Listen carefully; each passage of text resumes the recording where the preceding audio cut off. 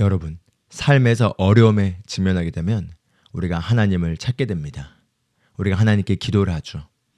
그렇지만 하나님께서는 우리가 단지 하나님께 기도만 하고 기다리기보다는 하나님이 우리에게 주신 것들을 우리가 알고 사용해서 우리가 무언가 하기를 하나님은 원하십니다. 왜냐하면 하나님이 우리에게 주신 것들을 우리가 사용해서 우리가 무언가 할 때 하나님도 하실 수 있고 그로 말미암아 삶에서 초자연적인 결과들이 일어날 수 있기 때문인 것입니다. 그래서 오늘 말씀은 지난 시간에 이어서 상황을 초자연적으로 바꾸기, 하나님의 말씀의 검인 레마를 사용하라 라는 내용의 2부 순서로 말씀을 나눠보도록 하겠습니다.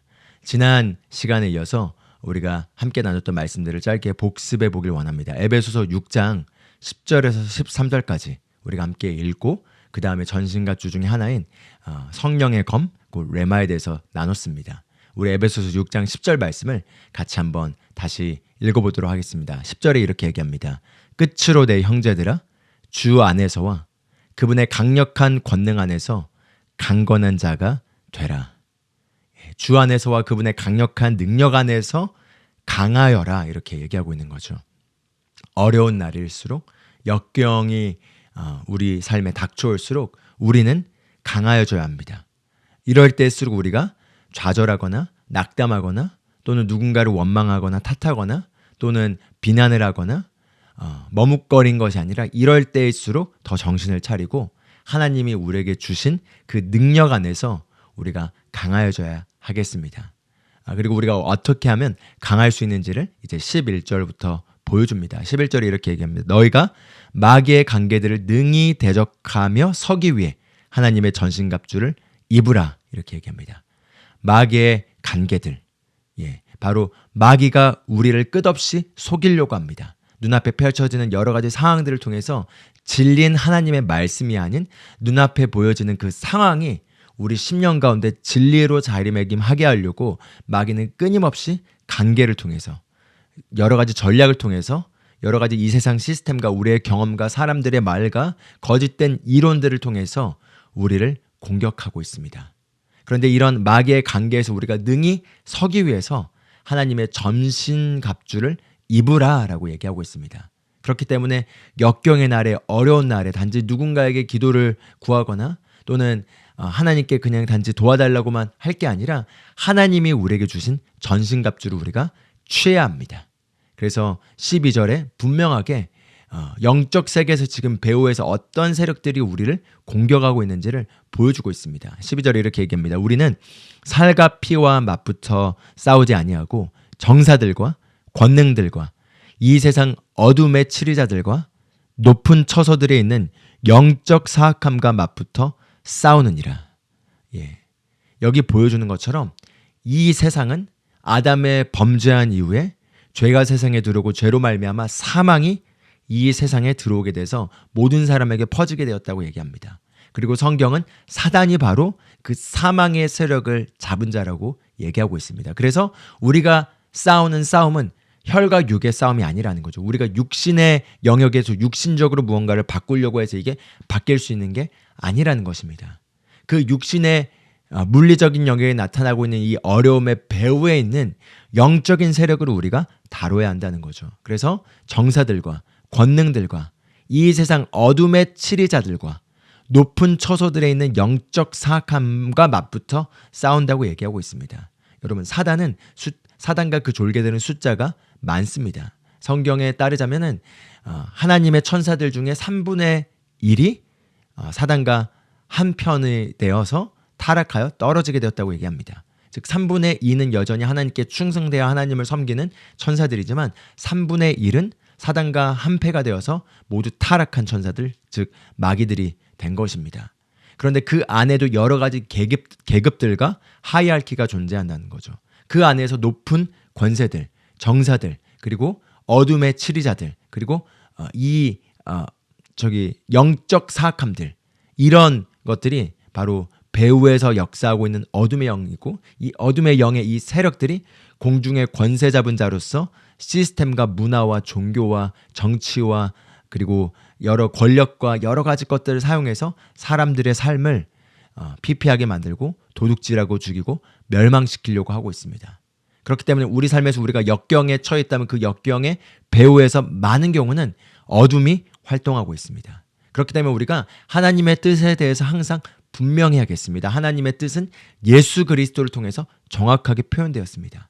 예수 그리스도께서 나를 본 자는 아버지를 보았다고 하셨는데 예수 그리스도께서 오신 목적에 대해서 말씀하실 때 도둑은 도둑질하고 죽이고 멸망시키려고 왔지만 내가 온 것은 너에게 생명을 주고 더 풍성히 생명을 누리게 하기 위해서 왔다고 말씀하셨습니다. 그렇기 때문에 역경의 날에 우리 삶에서 펼쳐지는 그 어둠의 일들에 대해서 이게 하나님의 뜻인가? 라고 결코 생각해서는 안 된다는 거죠. 하나님의 뜻은 예수 그리스도를 통해서 밝혀졌습니다. 그렇기 때문에 우리가 원수가 하는 일이 무엇인지를 분명하게 분간할 줄 알아야 되고 그리고 이게 원수가 하는 일들이 그 배후에서 역사하고 있는 거라면 그 원수를 우리가 다뤄야겠습니다. 그래서 지금 에베소 6장에서도 그 얘기를 하고 있는 거죠. 그 다음에 13절에 이렇게 얘기합니다. 그러므로 너희가 악한 날에 능히 버티어내고 모든 일을 행한 뒤에 서기 위해 하나님의 전신갑주를 취하라 이렇게 얘기하고 있습니다. 하나님의 전신갑주를 하나님이 우리에게 갖다 주는 것이 아니라 우리가 제공된 전신갑주를 취하라는 거죠. 전신갑주를 취해야지 악한 날에 우리가 능히 버티고 그리고 능히 대적하여 우리가 끝까지 버틴 다음에 설 수 있다는 것입니다. 할렐루야. 그렇기 때문에 이건 이미 이긴 싸움이지만 그러나 악한 날에 그 과정을 통과한 동안에는 이게 굉장히 터프할 수 있다는 거죠. 그런데 이 터프한 과정에서 우리가 하나님의 제공해 주신 무기와 전신갑주의 그 갑옷들을 우리가 입지 않으면은 우리가 얼마든지 무너지고 넘어질 수 있다는 것을 보여주고 있는 것입니다. 그리고 나서 이제 14절부터 하나님의 전신갑주의 하나하나 요소별로 설명해 주죠. 의의 흉배, 진리의 허리띠, 구원의 투구, 복음의 화평의 신발, 그리고 믿음의 방패 이런 것들을 설명한 다음에 이제 유일한 공격 무기에 대해서 이제 얘기할 때 17절에 이렇게 얘기합니다. 성령의 검, 곧 하나님의 말씀을 취하라.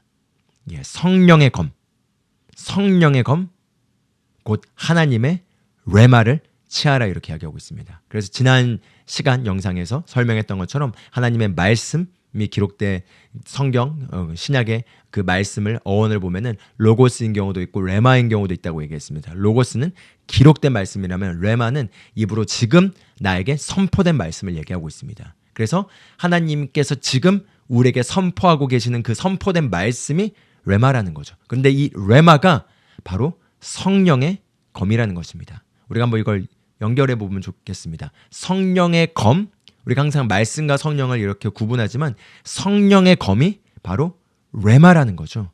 레마가 바로 성령의 검이라는 것입니다. 즉 기록된 말씀이 성령에 의해 감동되어져서 나에게 개인적으로 선포될 때 그것이 바로 성령의 검이라는 거죠. 그리고 이 성령의 검이 실제적인 변화를 일으켜내는 하나님의 강력한 무기로서 우리에게 주어진 도구인 것입니다.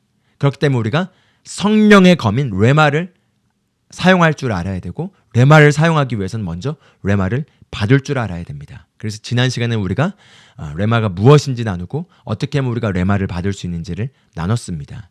요한복음 14장 10절에서 예수님께서 말씀하신 것처럼 내가 너에게 하는 레마는 내 스스로 말하는 것이 아니라 오직 내 안에 거하시는 아버지께서 그 초자연적인 일들을 행하느니라 이렇게 얘기합니다. 즉 예수님께서 레마를 초자연적인 일들과 연결짓고 있습니다. 내 안에 거하시는 아버지께서 이 일들을 행한다 했는데 이 일들은 바로 초자연적인 일들을 얘기합니다. 예수님께서 행하셨던 놀라운 기적의 일들, 자연의 상식을 넘어서는 일들, 그런 것들을 바로 내 안에 거하시는 아버지께서 그러한 일들을 하는데 내가 입으로 선포하는 레마가 바로 그런 일들을 한다는 거죠. 레마가 바로 성령님의 사역이 실제로 삶에 나타나게 하는 그런 중요한 역할을 한다는 걸 보여주고 있습니다. 그리고 우리가 요한복음 8장 47절에서 나온 것처럼 우리가 하나님의 자녀라면 하나님으로부터 나왔다면 우리 모두 레마를 들을 수 있습니다. 그래서 지난 시간에는 우리가 이제 레마를 듣기 위해서 강대상에서 선포되는 말씀, 내가 영적 공급처로 삼고 있는 곳에서 하나님이 세우신 사람이 나에게 말씀을 줄 때 그 강대상에 선포된 말씀에서 우리가 쉽게 교회를 통해서 레마를 받을 수 있다, 영적 자리를 통해서 레마를 받을 수 있다는 걸 나눴고요. 또 다른 방식으로 우리가 레마를 받는 건 항상 기록된 로고스의 말씀을 우리가 하가하면서, 즉 하가면서 입으로 소리내서 그것들을 선포하고 묵상하면서 거기에서 우리가 또 레마를 받을 수 있습니다. 그리고 또 방언으로 기도할 때 방언으로 기도하면서 성령께서 우리 안에 심령에 감동을 주시면서 레마를 받을 수 있습니다. 그렇게 우리가 이제 이 레마를 받게 된다면은 그 받은 레마를 우리가 사자와 같은 담대한 태도로 입으로 소리내서 선포하면서 레마를 이제 사용해야 된다까지 나눴던 게 지난 시간의 내용이었습니다. 그래서 오늘 이어서 계속해서 나누도록 하겠습니다. 우리가 레마를 사용해서 효과적으로 하나님의 초자연적인 일대로 우리 삶에 나타나기 위해서는 우리가 몇 가지 가져야 될 태도와 명심해야 될 몇 가지 것들이 있습니다. 그래서 그것들을 먼저 나누기를 원합니다. 먼저 첫 번째로 우리가 레마를 사용하는 것에 있어서 먼저 점검해야 될 건요, 바로 우리의 태도입니다. 바로 우리의 태도입니다. 우리의 태도가 절대 피해자이거나 실패자의 태도로서 이게 될지 모르겠어. 정말 상황이 너무 어려운데 이게 과연 될까? 잘 모르겠어. 근데 이게 상황이 이렇고 이게 이렇고 이게 이렇고 저것 때문에 저렇고 하는 어떤 그런 게 바로 피해자의 태도인 거죠. 상황과 환경이 이렇기 때문에 나는 어쩔 수가 없어라고 하는 모든 태도 접근이 바로 피해자의 태도입니다. 그런데 피해자의 태도로는 절대 우리가 레마를 효과적으로 사용할 수 없습니다. 그렇기 때문에 우리는 피해자의 태도가 아니라 바로 승리자의 태도, 정복자보다 나은 자의 태도로서 우리가 레마를 사용해야 됩니다. 그래서 이것과 관련해서 우리가 먼저 한번 여호수아의 사례를 보길 원합니다. 우리가 여호수아의 삶을 한번 생각해 보면은 우리가 조금 더 공감할 수 있을 것 같습니다. 여호수아 1장을 보면 하나님께서 이제 모세가 죽고 여호수아를 이제 리더로 세운 가운데서 여호수아에게 1장 6절, 7절 그리고 9절을 보면 이렇게 얘기합니다. 강하고 담대하라. 6절에서 강하고 담대하라라고 얘기했습니다. 7절에서도 이렇게 얘기합니다. 오직 강하고 극히 담대하여라.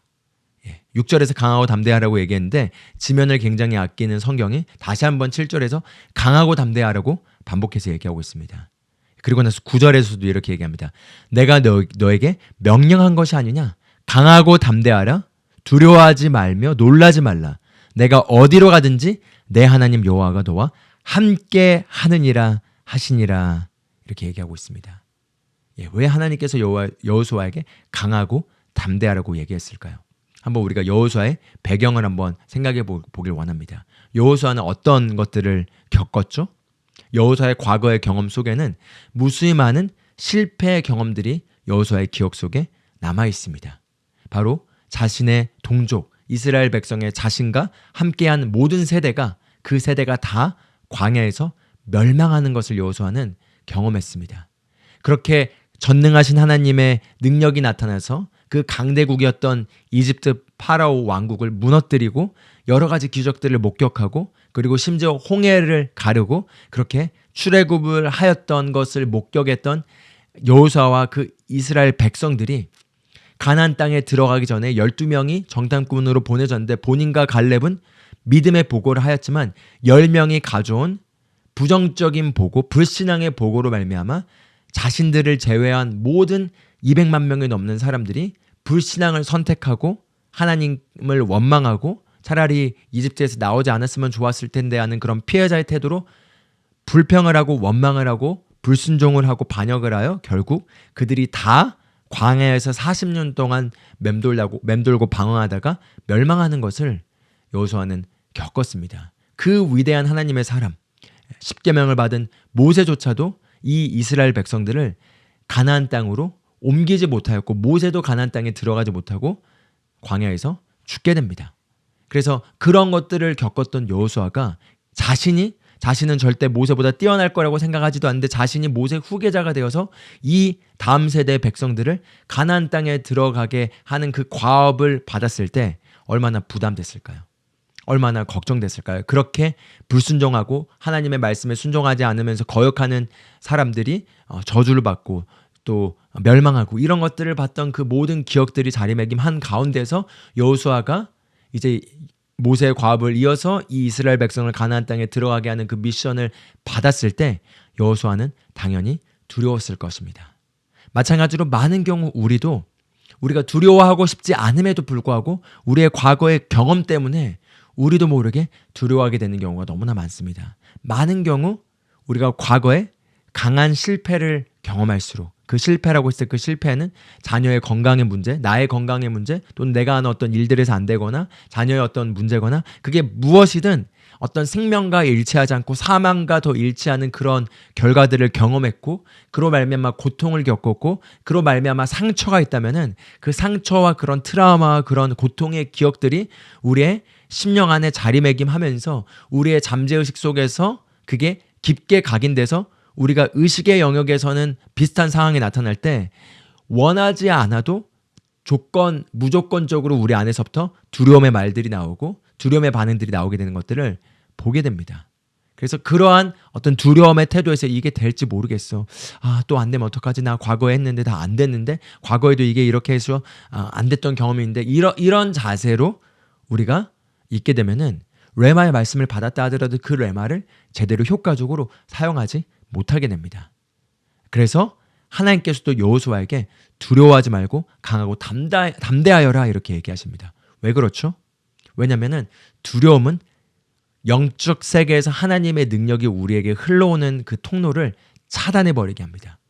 두려움은 영적 세계에서 하나님의 능력이 우리에게 흘러오는 것을 차단시켜버립니다. 그리고 두려움은 또한 영적 세계에서 어둠과 사단의 능력의 통로에 문을 열게 됩니다. 그렇기 때문에 우리가 어떤 순간에서도 아무리 상황이 어렵고 더 도전적이고 더 어려워진다 하더라도 우리가 결코 낙담하거나 좌절하거나 상황들을 허락해서 낙심해서는 안 되고 항상 마음을 강하게 하고 담대한 가운데 두려움이 아닌 오히려 용기를 내는 위치를 우리가 선택해야겠습니다. 그런데 어떻게 하면 그런 위치를 선택할 수 있죠? 상황이 너무 어려운데 여기서 우리가 기억해야 될 건 바로 상황을 하나님처럼 보는 것을 훈련하는 것입니다. 강하고 담대하라고 하나님께서 여호수아에게 말씀하기 전에 먼저 하나님께서 여호수아에게 이런 말씀을 주십니다. 너의 발이 밟는 곳마다 내가 너에게 줄 것이다. 왜냐하면 내가 이 가나안 땅을 너에게 주었기 때문이다 라고 얘기하십니다. 아직 여호수아와 그 이스라엘 백성이 가나안 땅을 밟기도 전에 하나님께서 I have given you, 내가 너와 너의 백성들에게 이 땅을 내가 이미 주었다라고 현재 완료형으로 이미 주었다. 아직 물리적인 영역에선 그들이 아직 그걸 갖기 전인데 하나님에게서 마치 그것이 일어난 일인 것처럼 하나님께서 이미 이것을 내가 너에게 주었다라고 말하는 것을 볼 수 있습니다. 여리고성과 그 안에 있는 강한 군사들과 그 모든 것들을 내가 너에게 이미 넘겨주었다. I have given you 이렇게 얘기한 걸 볼 수 있습니다. 우리가 비슷한 스토리를 또 아브라함에게서도 발견할 수 있습니다. 아브라함이 아직 자녀를 갖지 못하여서 그냥 자녀가 없는데 하나님께서 아브라함에게 명하십니다. 내가 너를 많은 민족의 아버지로 만들 것이다 라고 하는 게 더 우리가 이해하기 쉬운데 하나님께서는 I have made you the father of many nations 이렇게 얘기합니다. 내가 너를 민족의 아버지로 만들었다. 왜 하나님께서 그런 용어를 사용하는 거죠?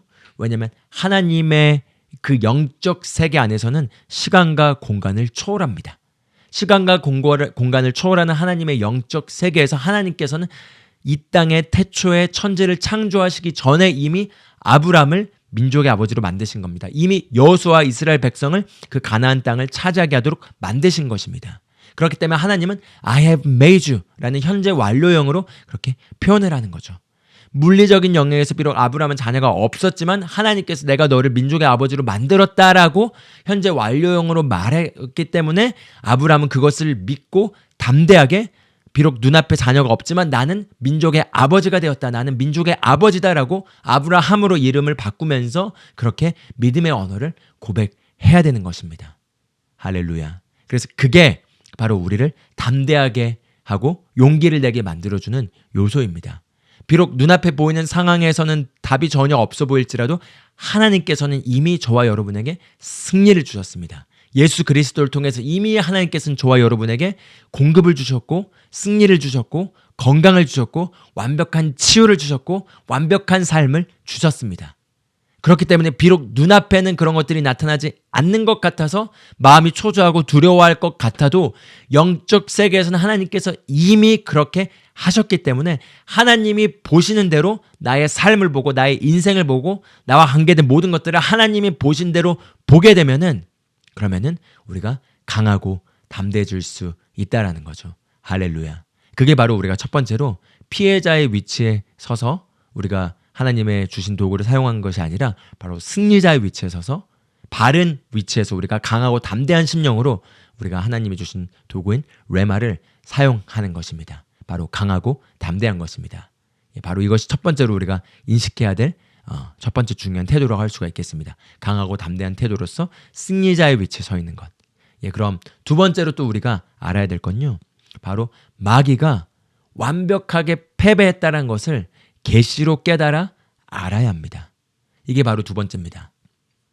마귀는 패배하였습니다. 그런데 마귀가 패배하였다는 것을 그냥 제가 하는 얘기를 듣고 마귀가 패배했구나 이걸로는 충분하지 않습니다. 성경에도 보면은 사도행전 19장을 보면은 바울이 귀신을 쫓아내는 것을 보고 한 사람이 똑같이 흉내내서 바울이 전파하는 예수의 이름으로 명하노니 너는 떠나라라고 하자 마귀가 분명하게 얘기하죠. 내가 예수도 알고 바울도 아는데 너는 누구냐 하면서 그에게 덮쳐서 그가 옷을 홀랑 벗고 도망가는 그런 장면이 나옵니다. 방법과 테크닉은 동일했습니다. 그런데 뭐가 달랐던 거죠? 바울은 마귀가 완전히 패배한 자라는 것에 대한 계시 지식을 가지고 있었기 때문에 그 계시 지식을 가지고 정확하게 마귀들을 다루고 마귀들을 쫓아냈습니다. 그러나 그거 바울을 흉내냈던 그자는 비록 말은 동일하게 바울이 전파하는 예수의 이름으로 떠나라고 했지만 그는 그런 지식을 가지고 있지 않았습니다. 마찬가지로 마귀는 정말 우리가 계시 지식을 가지고 있는지를 확인하려고 할 것입니다. 우리 삶을 흔들어 보면서 우리가 정말로 진리, 복음의 정확한 진리 위에 서서 그 진리 가운데서 마귀가 패배한 자인 것을 우리가 알고 있는지 모르고 있는지를 체크하려고 할 것입니다. 그래서 우리가 단지 그냥 어떤 설교자가 얘기한 걸 듣고 마귀는 패배할 때는 충분하지 않습니다. 바로 정확하게 거기에 대한 계시로서 내가 개인적으로 묵상한 말씀이 있어야 된다는 거죠. 그래서 이와 관련해서 몇 가지 말씀을 같이 좀 잠깐 봐보도록 하겠습니다. 먼저 보길 원하는 말씀은요. 히브리서 2장 14절에서 15절 말씀입니다. 우리 같이 한번 14절에 15절 읽어보도록 하겠습니다. 자녀들은 혈과 육에 속하였음에 그것 또한 같은 모양으로 혈과 육을 함께 지니심은 죽음을 통하여 죽음의 세력을 잡은 자 곧 마귀를 멸하시며 또 죽기를 무서워함으로 한평생 매어 종노릇하는 모든 자들을 놓아주려 하심이니 이렇게 얘기하고 있습니다. 여기서 우리들이 혈과 육을 지닌 것처럼 예수님께서도 똑같이 우리와 같은 모양으로 혈과 육을 지니셔서 그 혈과 육을 지니신 사람의 아들로서 오셔서 인자가 십자가에 못 박히셔서 우리의 정확한 죄를 대신하여 죄에 대한 값을 지불하시면서 그 죽음을 통하여 무슨 일을 하셨는지를 보여줍니다. 죽음을 통하여 죽음의 세력을 잡은 자 곧 마귀를 멸하시며 저 함께 따라 고백하면 좋겠습니다. 죽음의 세력을 잡은 자 곧 마귀를 멸하시며 죽음의 세력을 잡은 자 곧 마귀를 멸하시며 예수님께서 죽음을 통하여 죽음의 세력을 잡은 자 곧 마귀를 멸하셨다고 얘기합니다. 여기서 멸하다란 단어의 그 어원을 보면은 파괴시키다, 완전히 무기력하게 만들다, 완전히 쓸모없게 만들다 그런 의미를 담고 있습니다. 할렐루야. 그렇습니다. 예수 그리스도께서 우리와 같은 혈과 육을 지닌 모양으로 오셔서 이미 마귀보다 우월하신 예수님께서 왜 그런 마귀를 패배시켰을까요? 왜냐하면 예수님께서 우리의 위치에서 우리를 대신하여 전투를 싸우시고 우리의 위치에서 마귀를 패배시켜야만 했기 때문에 예수님께서 혈과 육을 지니시고 우리의 모습으로 오셔서 죽으시고 그 죽음을 통하여 우리의 위치에서 장사되시고 우리의 위치에서 마귀를 멸하시고 우리의 위치에서 마귀를 완전히 벗겨내시고 무장해제시키시고 드러내어 구경거리로 삼으시고 쓸모없게 만들고 패배시키신 것입니다. 할렐루야. 그렇습니다.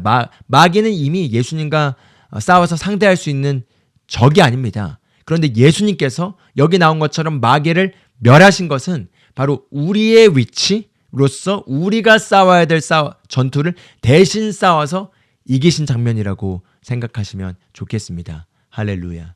그렇습니다. 마귀가 바로 죽음의 세력을 잡은 자입니다. 하나님으로부터 죽음이 오지 않았습니다. 죽음은 오직 마귀로부터 옵니다. 하나님으로부터 오직 빛과 생명이 흐르게 되어 있습니다. 그렇기 때문에 삶의 어떤 영역에서도 만약에 죽음의 속성을 가지고 있다면 그것은 하나님으로부터 온 것이 아닙니다. 그것은 마귀로부터 오는 것입니다. 왜냐하면 마귀가 죽음의 세력을 잡은 자이고 죽음의 세력을 잡은 자로서 죽음의 영들과 죽음의 속성을 가져오는 영들을 통해서 지금도 이 세상에서 사람들을 도둑질하고 죽이고 멸망시키고 있기 때문입니다. 그래서 골로새서 2장 14, 15절 다른 성경 구절 말씀도 하나 같이 보길 원합니다. 이렇게 얘기합니다.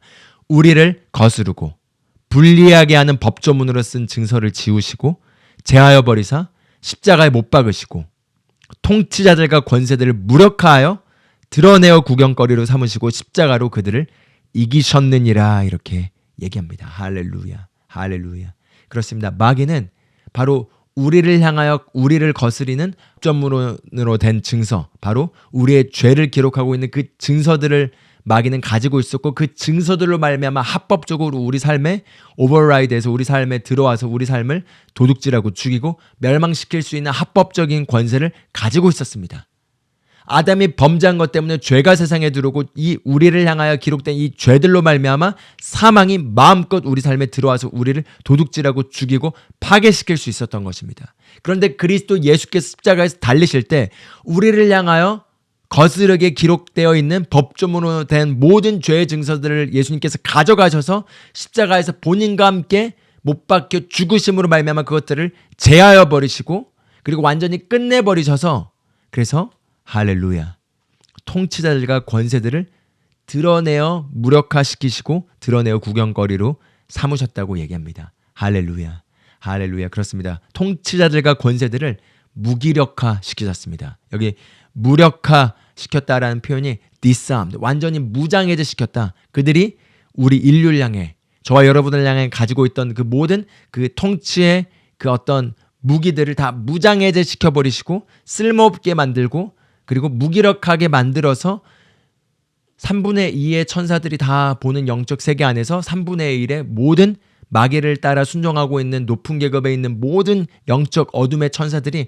다 수치를 당하고 패배당하고 그리고 굴욕적으로 예수 그리스도 앞에서 패배한 모습들을 그들 모두가 보면서 그들은 수치를 당하였습니다. 할렐루야. 예. 드러내어 그들을 구경거리로 삼으시고 개선 행진하셨습니다. 할렐루야. 그게 바로 예수 그리스도께서 우리를 위하여 싸우신 그 전투의 승리로 말미암아 우리에게 제공된 결과라고 할 수가 있겠습니다. 그리고 또 하나 말씀을 보겠습니다. 사도행전 1장 20절에서 23절인데요. 20절에 이렇게 얘기합니다. 그분께서 그리스도를 죽은 자들로부터 살리시고 하늘의 처소들에서 자신의 오른편에 앉히실 때 그 권능을 그분 안에서 발휘하셨으며 21절 또 그때 그분을 모든 정사와 권능과 강력과 통치와 이 세상뿐 아니라 오는 세상에서 불리는 모든 이름보다 훨씬 위에 두시고 또 모든 것을 그분의 발 아래 두시며 그분을 모든 것 위에 머리가 되게 하사 교회를 위해 주셨느니라.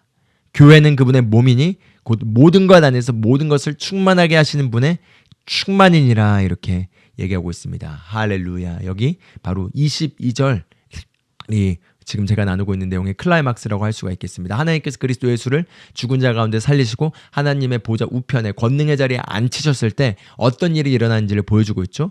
그분을 오른편에 앉히실 때 21절 보면은 모든 정사와 모든 권능과 모든 강력과 모든 통치를 그리고 이 세상뿐만 아니라 오는 세상에 이름 지어진 그 모든 것들을 다 그것보다 뛰어나게 하시고 바로 그리스도를 그것보다 뛰어나게 하시고 그리고 모든 것을 그분의 발 아래 두시고 예수 그리스도의 발 아래 두시고 그분을 모든 것 위에 머리가 되게 하시고 교회를 위해 주셨다. 할렐루야. 이게 바로 바울계시의 핵심입니다. 교회를 위해서 예수님께서 바로 이 일을 하셨다는 것입니다. 그럼 교회가 무엇이죠? 건물이 교회가 아닙니다, 여러분. 교회는 바로 믿는 자들입니다. 하나님을 믿고 예수 그리스도를 믿어서 거듭나서 새로운 피조물로 우리가 다시 태어나게 된 순간 우리는 세상으로부터 구별되게 되었고 바로 세상으로부터 구별된 이 믿는 자들이 그리스도의 몸 안으로 침례를 받게 되었고 그리스도의 몸 안으로 침례를 받아서 그리스도의 몸의 일부가 된 바로 저와 여러분이 바로 그리스도의 몸 된 교회인 것입니다. 그리고 바로 이 교회를 위해서 이것을 주셨다는 거죠. 무엇을 주신 거죠? 바로 예수 이름의 권세와 예수 그리스도의 위치를 우리에게 교회를 위하여 주신 것입니다. 할렐루야. 그래서 교회는 바로 그분의 몸이니 만물 안에서 만물을 충만하게 하신 분의 충만함이라. 할렐루야. 여러분도 스스로 고백할 수 있어요. 나는 그분의 몸이니 만물 안에서 만물을 충만하게 하신 분의 충만함입니다. 예, 이걸 반복해서 고백하실 때 안에 있는 하나님의 신성한 생명이 활성화되는 걸 느끼실 것입니다. 예, 그렇습니다. 바로 예수 그리스도께서 마귀를 패배시켰는데 마귀를 패배시킨 이유는 바로 교회를 위해서 패배시킨 것입니다. 왜죠? 우리가 여기서 보시다시피 예수님이 머리라고 하시죠. 그리고 교회가 그 머리의 몸이라고 얘기합니다. 그럼 몸과 머리는 따로인가요? 하나인가요? 따로이지만 하나죠. 여러분이 만약에 저 조기성을 봤을 때 조기성 머리, 조기성 몸 구분지어서 얘기하는 것이 아니라 머리와 몸은 따로이지만 바로 조기성 했을 때 저를 보는 거죠. 마찬가지로 그리스도 했을 때 성경에 그리스도라고 했을 때 그게 문맥에 따라 기름 부음 받은 자 메시아 예수님을 지칭할 때도 있지만 어떤 문맥에서 특히 바울 서신의 문맥에서 그리스도 했을 때 이 그리스도는 머리이신 예수님과 몸된 교회를 합쳐서 그리스도라고 표현하는 경우들이 있습니다. 그리고 그것을 저희가 그 용어를 사용하려고 하는데요. 바로 우리가 그리스도와 하나가 되어서 이제 우리가 그리스도가 되었습니다. 우리가 그리스도가 됐을 때 내가 바로 예수를 대체한 자야 이걸 얘기하는 것이 아니라 머리이신 예수님과 몸된 교회로서 우리는 그리스도 안으로 침례를 받아서 그리스도의 몸의 일부가 되었고 이제 바로 우리가 그리스도가 된 것입니다. 그리스도 안에 있게 된 것이죠. 할렐루야. 그래서 예수님께서 마귀를 패배시켰을 때 그리스도로서 패배시키신 것입니다. 그리스도로 패배시켰다는 것은 머리이신 그리스도와 몸된 교회가 함께 움직여서 마귀를 패배시키시고 사역의 일들을 하셨다는 것입니다. 할렐루야. 할렐루야. 주님 감사합니다. 그렇기 때문에 제가 지금 나누고 있는 이 몇 가지 성경 구절만 충분히 묵상해도 영적인 계시로서 마귀가 얼마나 패배한 무기력한 존재인지를 우리가 깨달아 알 수 있게 됩니다. 그러면은 마귀가 이미 이렇게 패배하였다면은 우리가 싸우는 이 영적 싸움의 싸움은 무엇인 거죠? 무엇을 싸우는 것이고 그럼 이 싸움에서 이긴다는 것은 어떤 모습일까요? 이걸 이제 같이 나누도록 하겠습니다. 여기에서 이제 우리가 레마를 사용해야 되고요. 이 싸움이 어떤 싸움인지를 우리가 이해해야 되는 건데요. 먼저 디모데전서 6장 12절 말씀을 같이 봐보도록 하겠습니다. 6장 12절이 이렇게 얘기합니다. 믿음의 선한 싸움을 싸우며 영원한 생명을 붙들라. 그것을 위하여 너 역시 부르심을 받았고 많은 증인들 앞에서 선한 고백을 고백하였도다. 할렐루야. 그렇습니다. 바로 우리의 싸움은 믿음의 선한 싸움입니다. 우리는 마귀와 싸우지 않습니다. 여러분, 마귀는 이미 그리스도에 의하여 패배했습니다. 그들은 패배한 적이고 우리 발 아래에 있다고 우리가 방금 봤던 성경구절에 나온 것처럼 우리 발 아래에 있습니다. 그렇기 때문에 마귀와 그 졸개들은 우리의 발 아래에 있기 때문에 우리가 어떻게 마귀와 싸우려고 애쓸 필요가 없습니다. 마귀는 이미 패배하였습니다. 그럼 우리가 싸우는 싸움은 무엇이죠? 바로 믿음의 선한 싸움입니다. 그런데 믿음의 선한 싸움 무엇이죠? 이렇게 간단하게 이해해 보시면 좋을 것 같습니다. 하나님의 영적 영역에서 하나님이 보신 대로 우리가 그것을 보게 될 때 그것들은 성경 말씀과 일치하고 복음과 일치하게 되어 있습니다. 그래서 내가 비록 내 지금 느낌과 감각에서 몸이 아프더라도 하나님의 관점에서 하나님의 복음의 말씀 안에서는 새로운 피조물로서 우리는 2000년 전에 이미 나음을 얻었을 뿐만 아니라 하나님의 신성한 건강을 누린 자가 된 것이 바로 영적 진리인 것입니다. 그럼 믿음의 선한 싸움은 바로 영적 진리가 무엇인지를 확인하고 그 영적 진리를 붙잡아서 우리의 생각을 새롭게 하고 우리의 잠재의식을 새롭게 해서 바로 이 물리적인 영역의 영적 실제가 나타나게 하는 것이 바로 믿음의 선한 싸움이라고 할 수가 있겠습니다. 그렇기 때문에 믿음의 선한 싸움은 더 정확하게는 바로 마귀와 싸우는 것이 아니라 마귀의 거짓말과 싸우는 것입니다. 진리의 자리에 진리가 아니라 다른 것들이 자리매김하고 있기 때문에 우리 삶이 말씀과 반대되는 것입니다. 그러나 우리 삶의 모든 영역들이 말씀과 일치하게 되면은 그러면은 진리가 우리를 자유케 하도록 되어 있습니다. 그렇기 때문에 우리의 싸움은 바로 믿음의 선한 싸움입니다. 그리고 이 믿음의 선한 싸움이 무엇인지를 보여주고 있죠. 바로 영원한 생명을 붙들라. 여기 붙들라는 단어가 람바노라는 단어가 쓰여졌는데 바로 적극적인 형태로 그것을 취한다 이거죠. 바로 믿음의 선한 싸움을 싸우라. 영생, 조의 생명, 하나님의 생명, 예수님이 오셔서 우리에게 주시려고 하신 바로 그 생명, 바로 그 영생을 람바노하라 이렇게 얘기합니다. 즉 믿음의 선한 싸움을 싸우는 게 바로 람바노를 믿음을 람바노 영생을 람바노한다는 거죠. 영생을 람바노한다는 것입니다. 그럼 영생을 람바노한다는 건 무엇이죠? 바로 그 영생은 우리의 영에 있습니다. 우리의 거듭난 영에 하나님의 조의 생명이 들어오게 되었습니다. 그 조의 생명을 붙잡고 람바노하여서 그것이 밖에 나타날 때까지 믿음의 선한 싸움을 싸우며 우리 입술의 고백으로 선한 고백을 끝까지 계속해서 하는 것입니다. 바로 그것이 바로 믿음의 선한 싸움이라고 할 수가 있겠습니다. 그래서 제가 예를 들자면요. 저에게 지난주에 일어났던 일이, 지난주에 좀 휴가 다녀온 이후에 시차 적응이 좀 잘 안 되고 밤에 잠을 좀 못 자게 되고 또 이쪽 주변 지역에 좀 감기 바이러스가 많이 돌게 돼서 제가 일요일 날 밤을 잘 못 자고 토요일 밤을 잘 못 자고 그리고 이제 월요일 날 좀 이렇게 좀 약간 무리했더니 월요일 날 저녁쯤에 감기 증상이 서서히 찾아왔습니다. 그리고 나서 이제 화요일 날 제가 오랜만에 이제 방송을 다시 생방송을 시작해야 되기 때문에 방송을 시작하려고 아침에 일어났는데 방송 키기 전에 목이 좀 풀리고 이렇게 정신이 좀 맑아지고 난 이후에 이제 방송을 보통 하는데 이게 목이 풀리질 않는 거죠. 몸이 컨디션이 다운돼 있고. 그런데 방송은 시작이 되기 때문에 어떻게 해야 되죠? 제가 제 몸을 다루면서 예수 이름으로 책망하고 하나님의 생명을 풀어놓고 그리고 어떻게 이제 방송을 화요일날 방송을 잘 마무리하였습니다. 그리고 나서 이제 좀 괜찮아져서 그날 하루 일정을 이제 전도 촬영 나가고 또 할 일들 있는 것들 다 끝마치고 나서 저녁이 되니까 이제 몸살 기운으로서 온몸이 좀 이렇게 근육통이 있고 이렇게 아파오기 시작하는 겁니다. 그래서 이제 제 아내 김보련 전사는 피곤하니까 빨리 가서 자, 이렇게 그냥 오늘 빨리 자 이렇게 했는데 제 아내는 좀 이렇게 쉬고 싶고 쉬면서 이제 쉼을 누리면서 회복도 해야 되지만 그러나 이걸 또 영적으로 다뤄야 되는데 하면서 침대로 갔습니다. 그래서 침대로 가서 그냥 나는 내 안에 그리스도의 생명을 간직하고 있습니다. 그리스도의 생명이 나의 온 육체 가운데 충만합니다. 그러면서 그냥 이렇게 좀 능동적인 태도가 아닌 수동적인 태도 안에서 그냥 그러고 이렇게 침대에서 잠들었던 것 같습니다. 좀 잠들다가 밤에 다시 일어났습니다. 일어나서 주님께서 저를 깨우셔서 밖에 나가서 더 능동적이고 적극적으로 기도할 것을 이렇게 감동을 주셨는데요.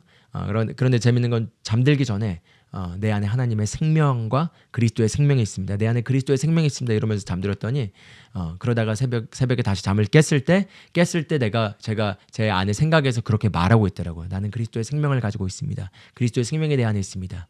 그런데 그걸 적극적으로 입으로 소리내서 말하고 있는 그런 상태가 아니었기 때문에 제가 방에서 나와서 다시 기도하는 장소로 와서 기도하는 장소에서 그 문장을 계속 고백했습니다. 나는 그리스도의 생명을 가지고 있습니다. 나는 그리스도의 생명을 가지고 있습니다. 그리스도의 생명이 나의 온 육체 가운데 있습니다. 그리스도의 생명이 나의 온 장기기가 가운데 있습니다. 그리스도의 생명이 나의 머리끝부터 발끝까지 모든 육체 가운데 흐르고 있습니다. 그러므로 어떤 바이러스나 어떤 세균, 그러니까 어떤 어둠의 영향도 내 몸에 머무르지 못하고 떠납니다. 이러면서 이제 이걸 계속 반복해서 1시간 정도 고백을 했습니다. 그렇게 고백을 하니까 어떻게 됐을까요? 바로 몸이 상쾌해지고 증상들이 떠나고 그리고 감사하게 좋은 컨디션으로 잘 수가 있었습니다. 그런데 재밌는 건 그렇게 좋은 컨디션으로 기도실에서 나와서 침대에 눕자마자 다시 증상이 샥 찾아오더라고요. 그래가지고 아침에 일어났는데 수요일은 더 아프기 시작했습니다. 그래서 그날은 또 촬영이 있고 말씀 촬영 편집하고 또 이것저것 행정적으로 해야 될 일이 많이 있는 그런 좀 비지데이였는데 이 비지데이 아픈 몸이 이제 아픈 거죠. 그래서 아픈데 무시하고 어쨌든 할 일들을 하고 하긴 했는데 그날은 이제 하루 일정 스케줄 다 마무리하고 또 이제 통화로 좀 사역해야 될 몇몇 것들을 하고 난 이후에 한 10시 40분이 된 거죠. 저녁 10시 40분. 제가 보통 9시부터 12시까지 이제 기도를 하고 자려고 보통 계획을 하고 있는데 벌써 이제 좀 이렇게 기도 시간이 좀 이렇게 타협되고 10시 40분이 된 겁니다. 그리고 나서 또 제 아내가 오늘 너무 많이 무리하고 몸 컨디션 좋지 않으니까 빨리 가서 쉬세요. 빨리 가서 쉬어요. 이렇게 저에게 권면을 했어요. 그래서 제가 분명 기도 좀 해야 될 것 같은데 근데 또 잘 쉬어주는 것도 중요하지 하면서 제가 10시 40분에 침대로 가서 누웠습니다. 그래가지고 누워서 이제 이불을 덮고 그 안에 있는데 막 벌벌 떨고 춥고 막 몸이 아프고 막 이런 가운데서 있다가 어떻게 잠들었던 것 같아요. 그래서 잠들었다가 눈이 확 떠졌는데 11시 20분쯤에 잠이 떠진 거죠. 잠이 떠졌는데 다시 잠이 오지 않고 그러면서 몸은 여전히 막 벌벌 떨고 춥고 막 몸이 근육통이 온 곳에 온몸에 있는데 성령께서 저에게 몇 가지 말씀하셨습니다. 규성아 너 여기서 뭐하니? 지금 잘 때가 아니라 일어나서 take charge. 네가 지배력을 얻게 할 때까지 너가 지금 말씀의 생명을 풀어놓을 때야.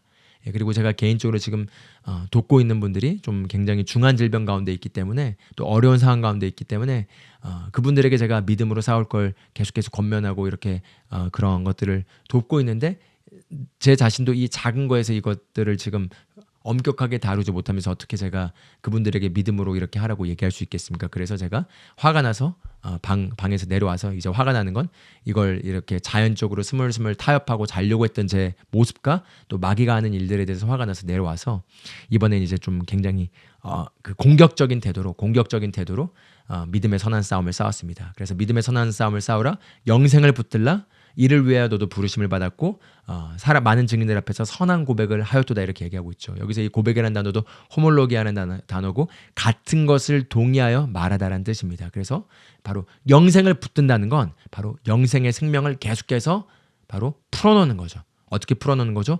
입에 선한 고백을 하는 것입니다. 그게 바로 레마인 것이죠. 그래서 저에게는 왔던 레마의 말씀이 바로 치유자 그리스도께서 내 안에 살고 계시며 내 육체를 치유하고 내 주변에 있는 아픈 사람들을 치유하십니다. 바로 그리스도의 생명이 나의 온 육체 가운데 역사하고 있으며 흐르고 있습니다. 이 단순한 두 가지 컨셉의 그 메시지들이 하나님이 저에게 레마로 주신 말씀이었습니다. 그래서 그 말씀들을 계속 고백한 거죠. 치유자 그리스도께서 내 안에 거하시며 나의 온 육체를 치유하십니다. 내 안에 그리스도의 생명이 있으며 내 안에 거하시는 이 그리스도의 생명이 머리끝부터 발끝까지 흐르고 있으며 나의 온 육체를 치유하고 내 육체를 강건하게 합니다. 그리스도의 생명이 나의 모든 장기기관 가운데 있습니다. 그리스도의 생명이 나의 온 육체 가운데 있습니다. 나는 강건하고 능력으로 충만합니다. 하나님이 나의 능력이 되십니다.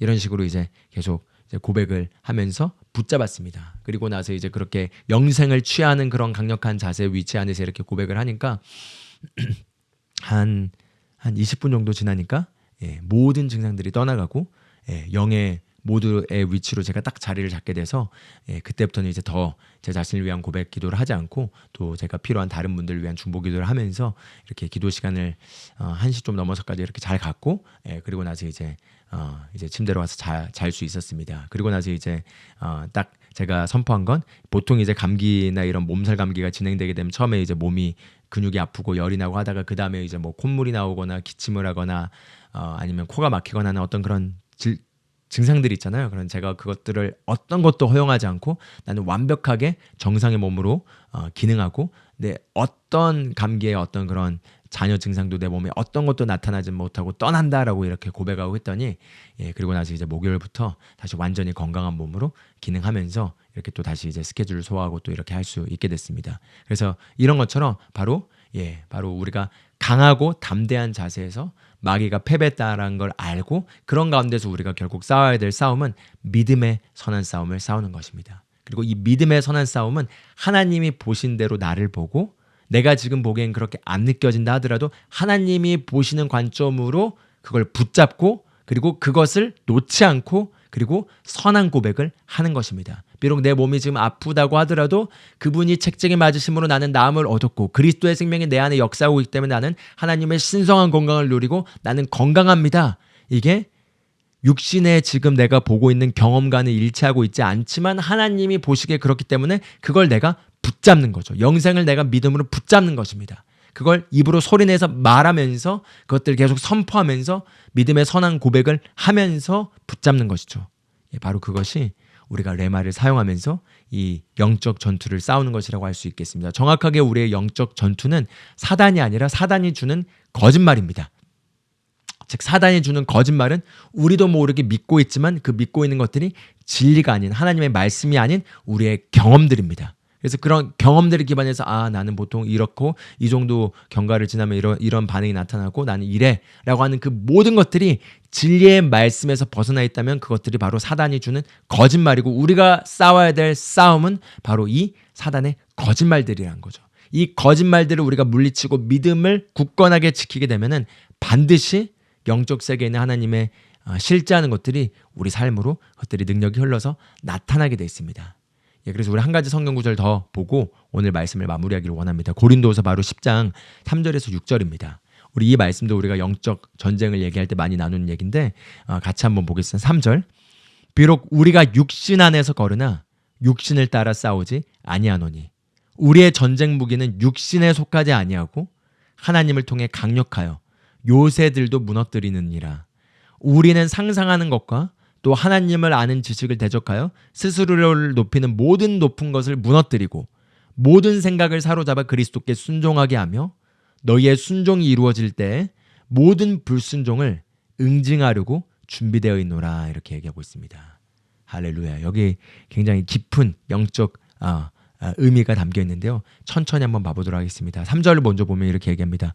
우리가 비록 우리가 육신 안에 거르나 육신을 따라 싸우지 아니하노니 육신을 따라 싸우지 아니하노니 we do war 이렇게 표현되어 있기 때문에 육신을 따라 전쟁하지 아니하노니 이렇게 표현할 수도 있겠습니다. 비록 우리가 육신 안에 살지만 이 일어나는 일들에 대해서 우리가 육신적으로 그걸 바꿔서 뭐 하려고 하는 게 아니라는 거죠.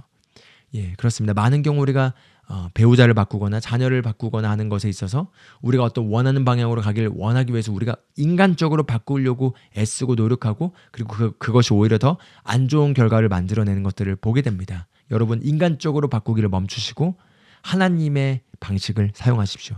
만약에 정말 자녀나 또 중요한 소중한 사람들이 잘못된 방향으로 가고 있을 때 그걸 인간적으로 바꾸려고 해서는 안 됩니다. 먼저 영적인 것을 다뤄야 합니다. 왜냐하면 우리는 육신을 따라 싸우지 아니하기 때문인 거죠.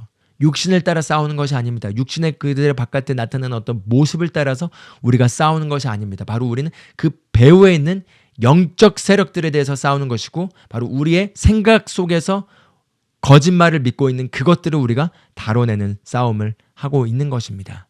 예, 그래서 이렇게 얘기합니다. 4절 우리의 전쟁 무기는 육신에 속하지 아니하고 그렇습니다. 우리가 육신에 속한 어떤 전쟁 무기를 사용하는 것이 아니라 우리의 전쟁 무기는 바로 하나님의 강력히다 이렇게 얘기하고 있습니다. 하나님을 통해 강력하여 하나님을 통해 강력한 그 하나님의 무기가 무엇이죠? 예, 우리가 지난 에베소 6장에서 나눈 것처럼 레마 바로 성령의 검 바로 성령의 검인 바로 레마의 말씀 즉 하나님의 레마가 바로 하나님의 강력한 무기입니다. 예, 그리고 그것 말고도 하나님의 강력한 무기들이 있지만 예수 이름 또 우리가 영 안에서 기도하는 것 이런 것도 다 하나님의 강력한 능력이 되지만 바로 레마를 우리가 더 집중해서 봐보도록 하겠습니다. 그래서 이 레마가 바로 하는 일에 대해서 보여주는데요. 이 하나님의 능력을 사용하게 되면은 첫 번째로 하는 일이 강력하여서 요새들도 무너뜨리느니라 이렇게 얘기하고 있습니다. 그래서 우리가 이걸 조금 더 이해하기 쉽게 이렇게 한번 이 그림을 생각해 보시면 좋겠습니다. 여리고성을 점령하는 이스라엘 백성의 모습을 한번 생각해 보면 좋겠어요. 그럼 여리고성이 굳게 닫혀 있었고 그 성문과 성벽이 너무 컸죠. 그 성벽이 큰 것을 견고한 진 바로 요새라고 할 수가 있겠습니다. 그런 요새들이 있는데 그런 요새들이 우리가 지금 이런 요새들을 어떤 요새들을 싸우는 거죠?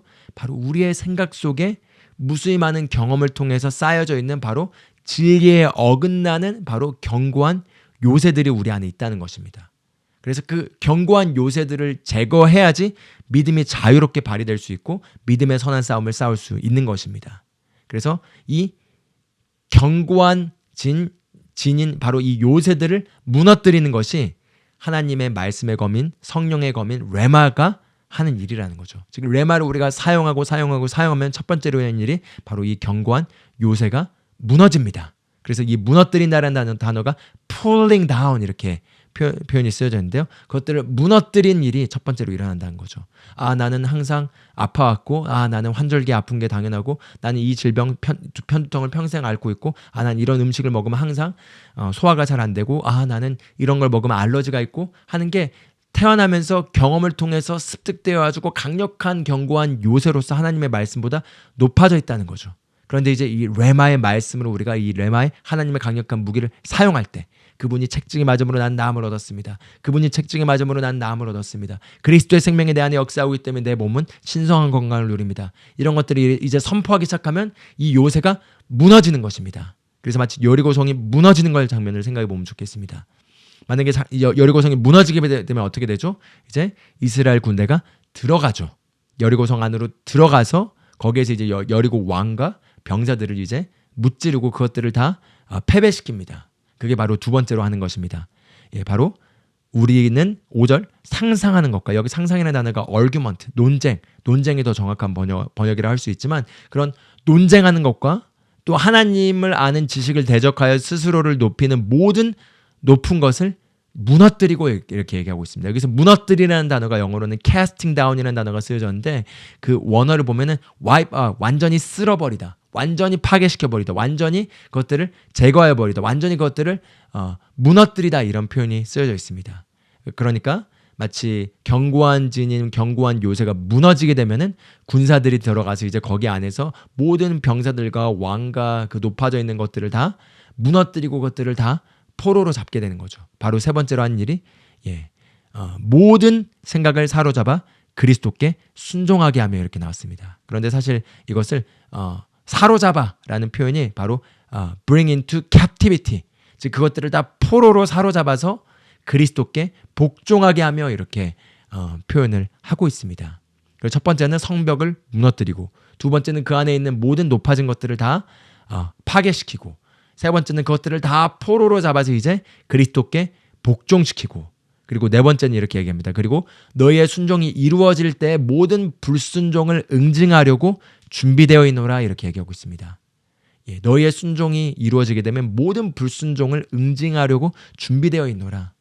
즉 우리가 순종한다는 건 무엇이냐면 비록 내 감각의 영역에서 말씀과 반대되는 것들을 지금 느끼고 있고, 지금 내 상황과 내 눈앞에 펼쳐지는 어떤 자녀의 상황, 배우자의 상황, 가족의 상황, 또는 어떤 일터의 상황, 어떤 재정의 상황, 어떤 건강의 상황, 여러 가지 상황들이 지금 말씀과 괴리감이 있는 그런 상황 가운데 있는 가운데서 우리가 어떤 순종을 해야 된다는 거죠. 하나님의 강력한 도구인 하나님의 강력한 능력의 무기를 사용해서, 레마를 사용해서 그것들을 입으로 선포하고 레마를 디클레어하고 레마를 선포하고 말할 때 pulling down, 바로 지금 상황과 맞닥뜨려서 우리 안에서 말씀과 반대하고 있는 모든 사상 체계들이, 견고한 진들이 무너지게 될 뿐만 아니라 그 안에서 이제 논쟁하고 있고 하나님의 말씀보다 높아져서 더 높은 위치로 자리매김하고 있는 우리의 잠재의식 속에 우리도 모르고 인지하지 못하고 있는 모든 잠재의식 속에 있는 말씀보다 높아져 있는 모든